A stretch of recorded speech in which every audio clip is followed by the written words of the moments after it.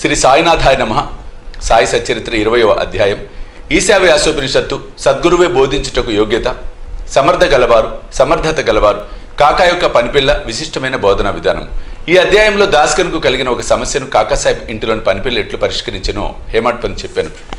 మౌలికముగా సాయి నిరాకారుడు, భక్తుల కొరకు ఆకారం ధరించెను. ఈ మహా నాటకమునందు మాయ అను నటి సాయంతో వారు నటుని పాత్ర ధరించిరి. సాయిని స్మరించి ధ్యానితుముగాక. షిరిడికి పోయి అచ్చట మధ్యాహ్న హారతి పిమ్మట జరుగు కార్యక్రమం జాగ్రత్తగా గమనితుము. హారతైన పిమ్మట సాయి మసీదు బయటకు వచ్చి గోడ పక్కన నిలిచి ప్రేమతో దయతో భక్తులకు ఊది ప్రసాదమును పంచిపెట్టుచుండిరి. భక్తులు కూడా సమానమైన ఉత్సాహంతో వారి సమక్షంలో నిలిచి వారి పాదములకు నమస్కరించి వారి వైపు చూచుచు ఊది ప్రసాదపు జల్లును అనుభవించుచుండిరి. బాబా భక్తుల చేతులలో పిడికిళ్లతో ఊదిపోయిచు వారి నుదుటిపై తమ చేతులతో ఊది బొట్టు పెట్టుచుండిరి. వారి హృదయమున భక్తుల ఏడ అమితమైన ప్రేమ. బాబా భక్తులని ఈ క్రింది విధముగా పలకరించుచుండిరి. అన్నా, మధ్యాహ్న భోజనమునకు పొమ్ము. బాబా, నీ బస్కు పో. బాపు, భోజనం చెయ్యి. ఈ విధముగా ప్రతి భక్తుని పలకరించి ఇంటికి సాగనంపుచుండిరి. ఇప్పటికీ ఇదంతయు ఊహించుకొనచో ఆ దృశ్యములను తిరిగి చూచినంత ఆనందం కలుగును. మనో ఫలకమున సాయిని నిలిపి వారి అపాద మస్తకమును ధ్యానించదము. వారి పాదములపై పడి సగౌరవముగా ప్రేమతో వినయముగా సాష్టాంగ నమస్కారం అనర్చుచు ఈ అధ్యాయం కథ చెప్పేదను. ఈశావాస్యోపనిషత్తు. ఒకప్పుడు దాసగను ఈశావాస్యోపనిషత్తుపై మరాఠీ భాషలో వాక్యం రాయటం మొదలెడాను. మొదట ఈ ఉపనిషత్తు గురించి క్లుప్తంగా చెప్పేదను. వేద సంహితలోని మంత్రములు కలదగుడిచే దీనిని మంత్రోపనిషత్తు అని కూడా అందురు. ఇందులో యజుర్వేదంలోని 40వ అధ్యాయముకు వాజసనేయ సంహిత ఉండుడిచే దీనిని వాజసనేయ సంహితోపనిషత్తు అని కూడా పేరు. వైదిక సంహితలుండుడిచే దీనిని ఇతర ఉపనిషత్తుల కన్నా శ్రేష్టమని భావించెదరు. దీనికి ఒక ఉదాహరణ ఉపనిషత్తులన్నింటిలో పెద్దదగు బృహదారణ్యకోపనిషత్తు ఈ ఈశావాస్యోపనిషత్తుపై వ్యాఖ్య అని పండితులకు సాత్వలేకర్ గారు భావించున్నారు. ప్రొఫెసర్ రానడే గారు ఇట్లా అనుచున్నారు. ఈశావాస్యోపనిషత్తు మిక్కిలి చిన్నదైనప్పటికీ దానిలో అంతర్దృష్టి కలిగించే అనేక అంశాలు ఉన్నాయి.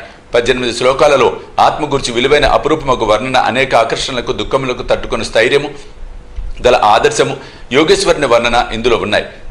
తరువాతి కాలమున సూత్రీకరించబడిన కర్మయోగ సిద్ధాంతముల ప్రతిబింబమే ఈ ఉపనిషత్తు.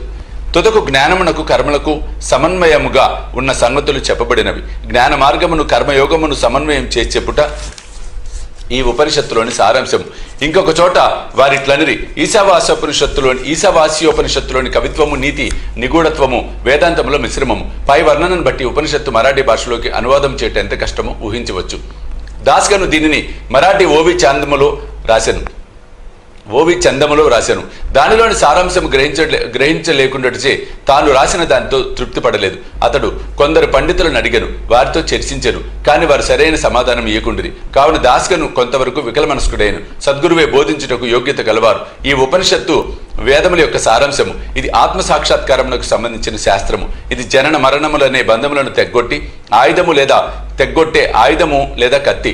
ఇది మనకు మోక్షమును ప్రసాదించును. కనుక ఎవరైతే ఆత్మ సాక్షాత్కారము పొంది ఉన్నారో అట్టివారి ఉపనిషత్తులోని అసలు సంగతులు చెప్పగలరని అతడు భావించెను. ఎవరునూ దీనికి తగిన సమాధానం ఇవ్వనప్పుడు దాస్గను సాయిబాబా సలహా పొంద నిశ్చయించుకును. అవకాశం దొరకగానే షిరిడీకి పోయి సాయిబాబాను దర్శించి వారి పాదములకు నమస్కరించి ఈశావాస్యోపనిషత్తును అర్థం చేసుకున్నటలో తన కష్టములు చెప్పి సరైన అర్థమును బోధింపుడని వేడుకొనెను. సాయిబాబా ఆశీర్వదించి ఇట్టనెను, తొందరపడవద్దు. ఈ విషయంలో ఎట్టి కష్టము లేదు. తిరుగు ప్రయాణంలో విలేపార్లేలోని కాకాసాహెబ్ దీక్షిత్ పనిపిల్ల నీ సందేహమును తీర్చును. అక్కడున్న వారి మాటలు విని బాబా తమాషా చేయుచున్నారు అనుకోనిది. భాషాజ్ఞానం లేని పనిపిల్ల ఈ విషయం ఎట్లు చెప్పగలదు అనిది. కానీ దాస్గన్ అట్లు అనుకోలేదు. బాబా పలుకులు బ్రహ్మవాక్కులు అని భావించాను. కాకా యొక్క పనిపిల్ల బాబా మాటలందు పూర్తి విశ్వాసం ఉంచి దాస్గను షిరిడీ విడిచి విలేపార్లేకు చేరి దీక్షిత్ ఇంట్లో బస చేశాను. ఆ మరుసటి దినము ఉదయం దాస్గను నిద్ర లేవగానే ఒక బేద పిల్ల చక్కని పాటను మిక్కిలి మనోహరంగా పాడుచుండెను. ఆ పాటలోని విషయము ఎర్రచీర వర్ణన, అది చాలా బాగుండునని, దానిని కుట్టు పని చక్కగా ఉండెనని, దాని అంచుల చివర చాలా సుందరముగా ఉండెనని ఆమె పాడుచుండెను. ఆ పాట నచ్చుడిచే దాస్గను బయటకు వచ్చి వినెను. అది కాకా పని మనిషి నామియా చెల్లెలు పాడుచుండెను. ఆమె చిన్నపిల్ల.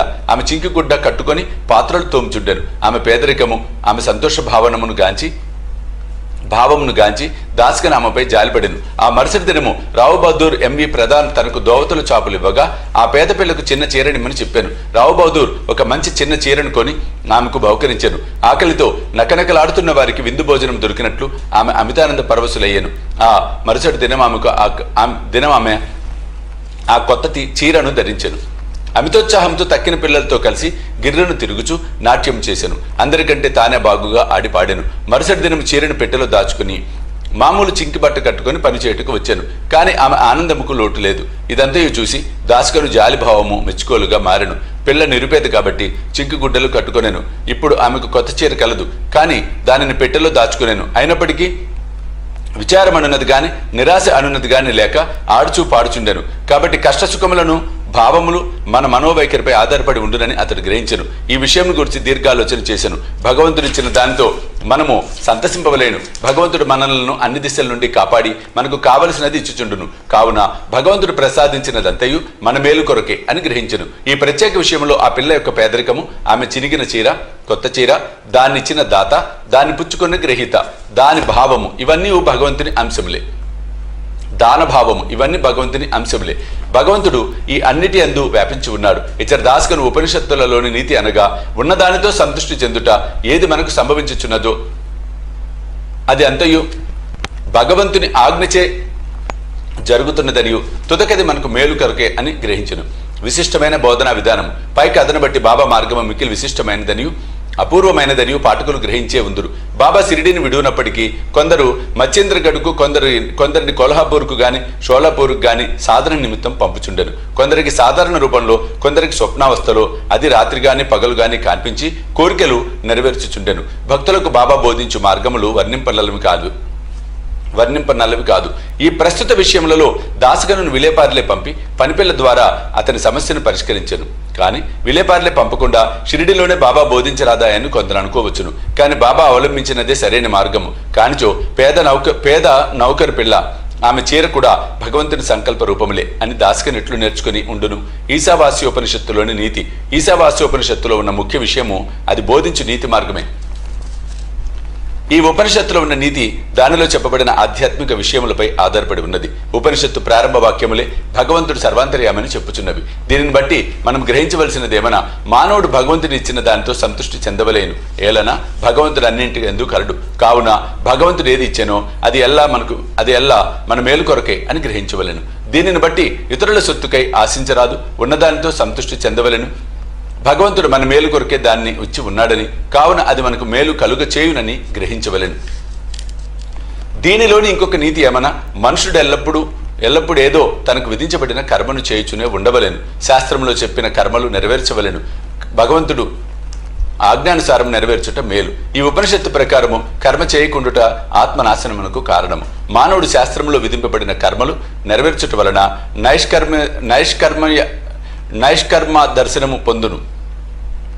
ఏ మానవుడు సమస్త జీవరాశిని ఆత్మలో చూచునో, ఆత్మ అన్నిటి ఎందునట్లు చూచునో, 1000 ఏళ్ల సమస్త జీవరాశి సకల వస్తువులు ఆత్మగా భావించును, అట్టివాడు మోహమును ఎట్లు పొందును, వాడిందులకు విచారించును. అన్ని వస్తువులలో ఆత్మను చూడకపోవుటచే మనకు మోహము, అసహ్యము, విచారము కలుగుచున్నవి. ఎవడైతే సకల వస్తుకోటిని ఒకటిగా భావించునో, ఎవనికైతే సమస్తము ఆత్మమయమగునో అతడు మానవులు పడు సామాన్య బాధలకు, దుఃఖ వికారములకు లోను కాడు. 20వ అధ్యాయం సంపూర్ణము. సద్గురు శ్రీ సాయినాథ్ అర్పణమస్తు. శుభం భవతు.